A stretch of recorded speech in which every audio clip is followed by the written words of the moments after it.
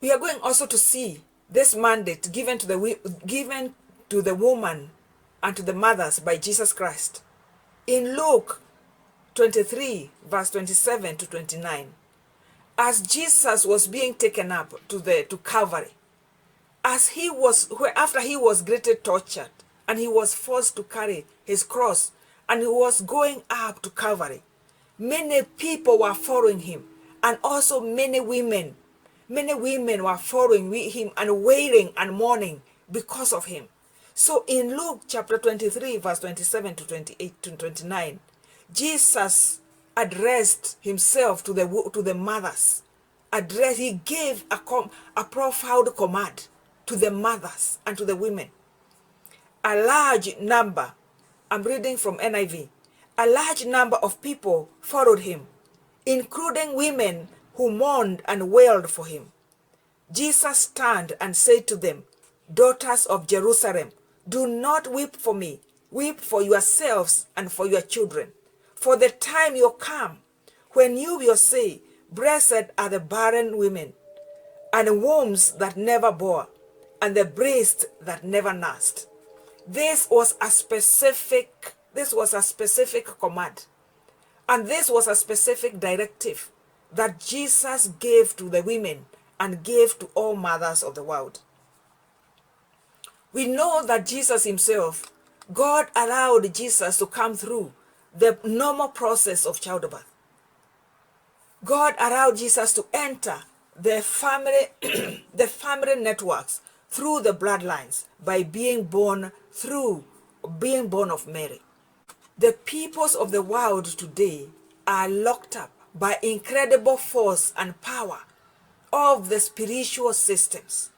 They are the spiritual systems that follow people because of the sin of Adam and Eve.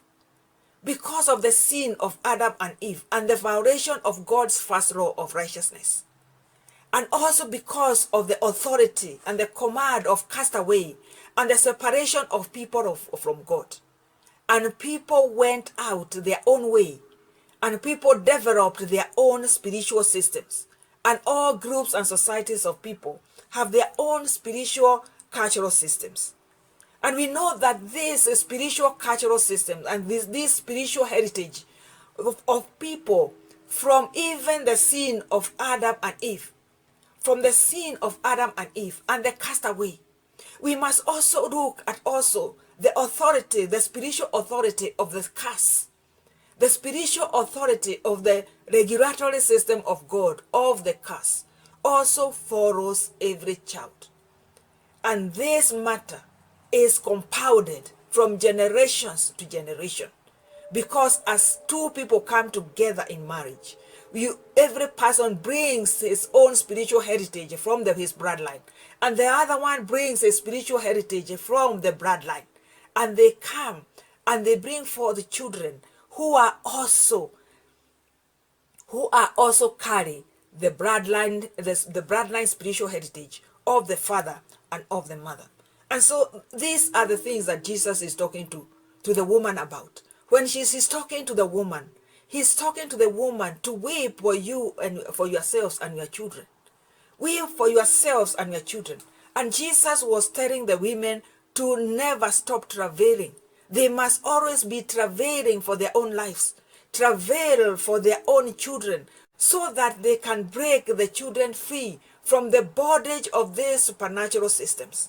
From this, we will see that all peoples of the world are born locked up in very tight spiritual systems.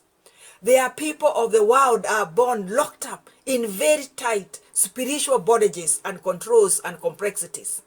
But the women, Jesus was given the command to the women that they must continue to travail over the lives of their children. They must continue to pray before the throne of God, to pray before the throne of God concerning their own lives and the lives of their children. So Jesus is giving here mandate to the woman. Jesus is giving mandate to the woman that is telling the woman by your action of weeping and praying for your family and your children and your seed for generations to come. And Jesus knows all this too well. He knows the supernatural and spiritual weight in families and in the individuals, every person and every child. Every person and every child and family is followed by the incredible spiritual weight. And this word of Jesus is life today. It speaks to the mothers today. Jesus was speaking over 2,000 years ago. This is almost 2,000 years after, over 2,000 years after. And Jesus is still speaking the same word to the women and mothers. Because even the spiritual compounding is greater, is more intense within the families and within the children. And in this age, every generation, every society in the world, whether it is the first world nations or the so-called third world nations, we will know that the children and the youth within the societies is followed by many problems. There are so many threats that face the children. There are so many threats that face the youth. There are so many threats that follow young couples even as they enter into their marriage. There are so many threats. There are so many threats. And if there was a time for mothers to pray and to bring their families and their children before God consistently, it is now. It is now. It is now that mothers, if you have not been praying for your children, if you are a young mother and you are not praying for your children, and you are saying they are retro and they are young, there's no danger with them. If they are your mother and your children are mature and grown up, and you are saying now they are mature, they can take care of themselves. If you are a mother and their children are now in marriage, and you are saying now they are okay, they can take care of themselves, you still have the responsibility to continue standing for your children, for generations and generations to come. Let your prayers continue speak. Let your prayers continue interceding for your children, for generations and generations to come, to break the spell and to break the yoke over your children and over the nations that God has appointed for you, over the nations that God has appointed to you. So God is also telling the mothers even today, arise and travail for your children. Arise and travail for yourselves and your children. And we know that the children, the children of the women, both boys and girls, are seeds of the women, are children of the women.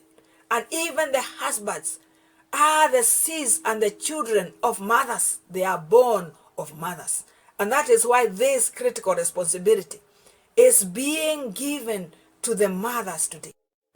Individuals and families and societies have entered into spiritual upheavals just because the mothers are not in action. Because the mothers are not in action. And Jesus commanded the mothers, weep for yourselves and your children. Weep for yourselves and your children. And so the same word, we are speaking the same word this day to all the mothers. Arise and weep for yourselves and your children.